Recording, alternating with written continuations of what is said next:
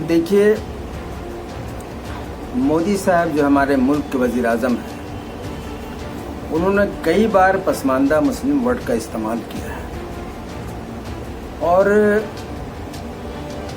मतलब यूँ समझिए कि एक आध साल से पसमानदा मुस्लिम वर्ड का इस्तेमाल कर रहे हैं।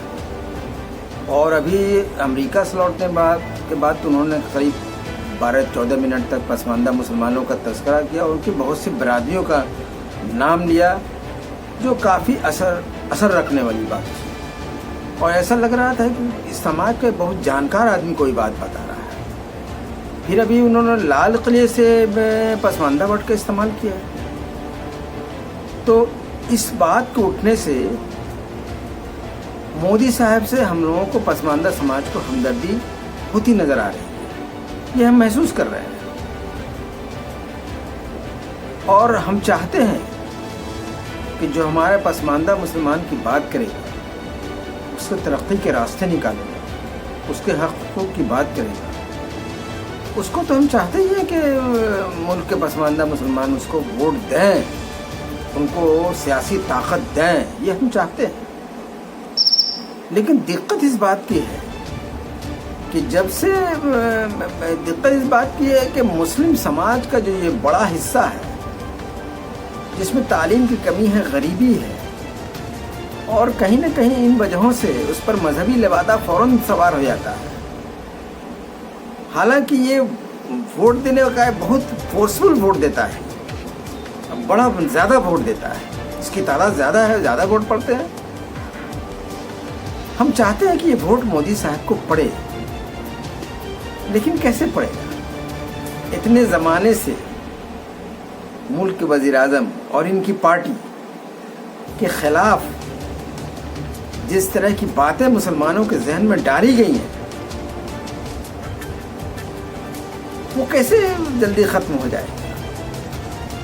हालांकि हम ये नहीं मानते कि इसमें सिर्फ पॉलिटिकल लोगों ने ही किया है।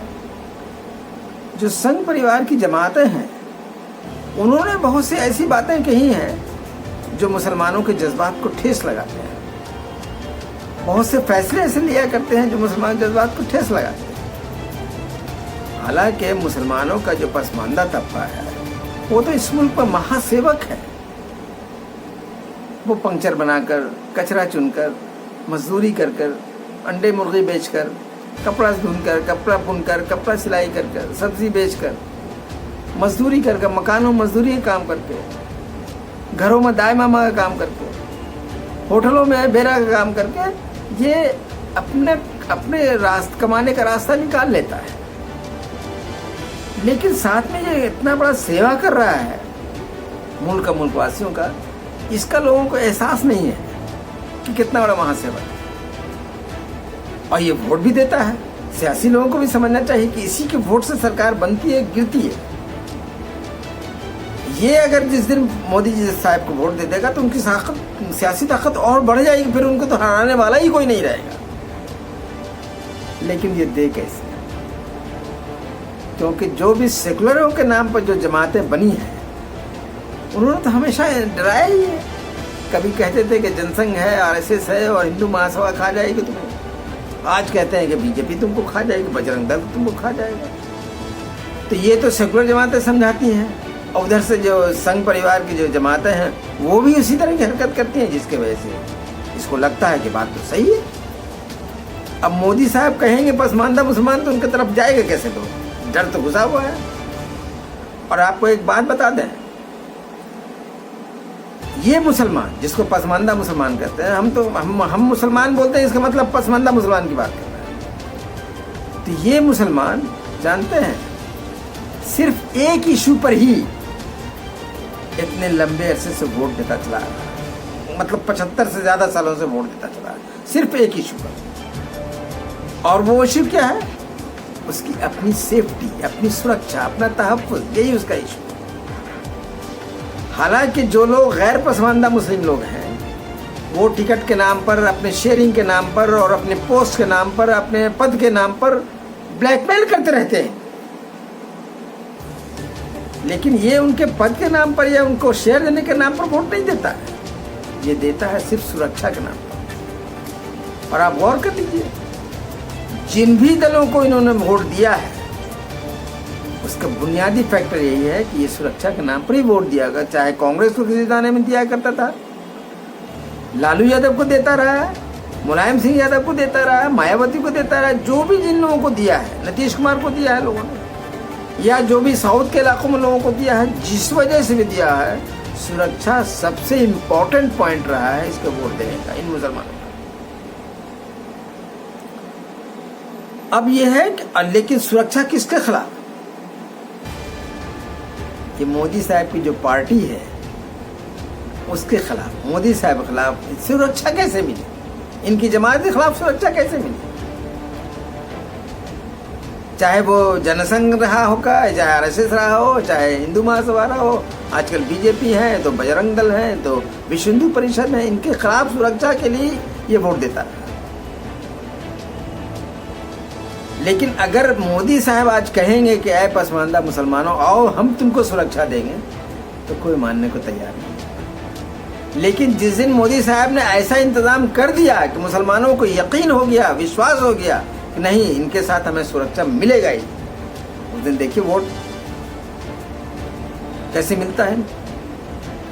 तो मेरा ये कहना है कि ज़बानी तहफ़्फ़ुज़ पर देने के नाम पर तो मोदी साहब के साथ ये मुसलमान नहीं जा सकते, चाहे जो भी हो।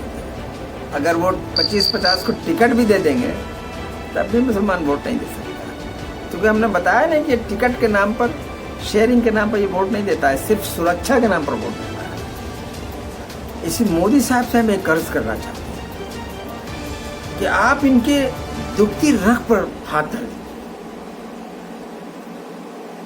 और वो है इनके सुरक्षा का इंतजाम करें। लेकिन ज़बानी सुरक्षा से काम नहीं चलने वाला।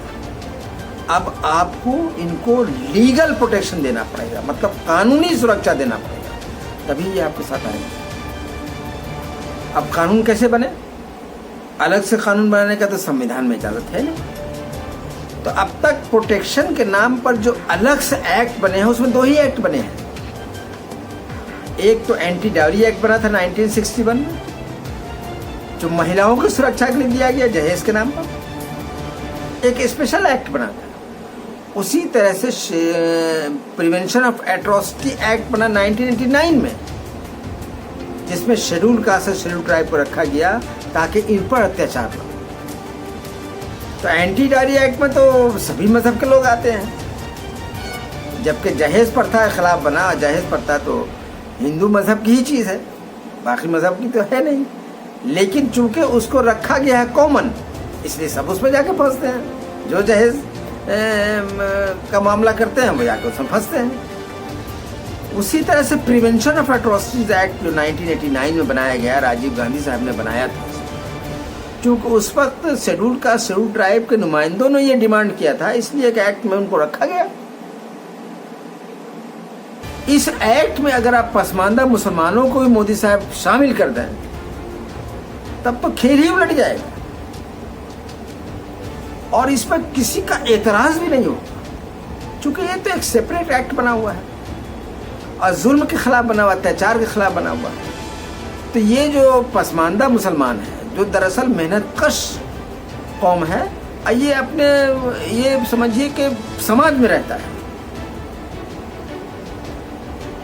हमेशा समाज में रहता है। ये चूंकि महासेवक है तो घर में रहकर सेवा नहीं कर सकता है। हमेशा रोड पर रहने वाले लोग हमेशा खिदमत में लगे रहते हैं, क्या सर्दी, क्या गर्मी, क्या बरसात, क्या जाड़ा, कुछ नहीं, ये लोग अपने खिदमत में लगे रहते हैं। तो इनको प्रोटेक्शन, अगर लीगल प्रोटेक्शन मिल जाए, अगर इनको शामिल कर दिया जाए उसमें, तो हमको लगता है कि ये बहुत बड़ा खेल हो जाएगा, पॉलिटिकल समझिए कि बहुत बड़ा दांव चल जाएगा मोदी साहब की तरफ से। और इस एक्ट में शामिल करना, इसके लिए एक सिर्फ ऑर्डिनेंस की ज़रूरत है, और हमको लगता है कि मोदी साहब इस दर्द को ज़रूर समझेंगे, क्योंकि खुद ही इस तरह के ज़मीन से उठ कर ऊपर आए हैं, इसी ज़मीनी हकीकत को ज़रूर समझेंगे।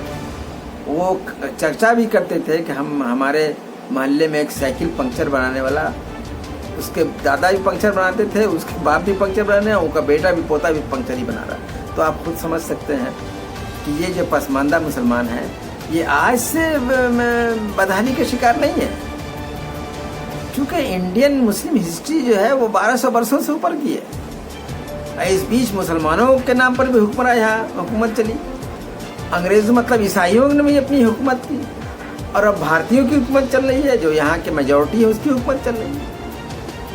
लेकिन कभी इसके हालात में की तरफ देखा ही नहीं, कभी पसमानदा मुसलमान इशू उठा ही नहीं, तो इनके हालत में सुधार कैसे हो जाएगा? जितनी भी लीडरशिप मुसलमान के नाम पे हुई है वो पसमानदा मुसलमान की नहीं हुई है, वो सब जो है तो माने जो कि डेवलप्ड मुस्लिम्स कम्युनिटी है, जिनको आप सवर्ण मुसलमान कह सकते हैं या अशराफ वर्ग कह सकते हैं, उनके लिए लीडरशिप हुई है, उनको फायदा भी हुआ है। हमारे जो पसमानदा मुसलमान हैं उसको तो सिर्फ सुरक्षा के नाम पर बहला फुसला के रखा गया, अब वोट लेते रहे, लेकिन इनकी हालत में सुधार कभी नहीं हुआ। ना आज के 75 वर्ष की आज़ादी में हुआ, ना ईसाइयों के दौर में हुआ जो ब्रिटिश हुकूमत थी, ना मुसलमानों के दौर में हुआ जो मुख्तलिफ तरह के लोगों ने यहाँ हुकूमत की नहीं किया। इसके पहले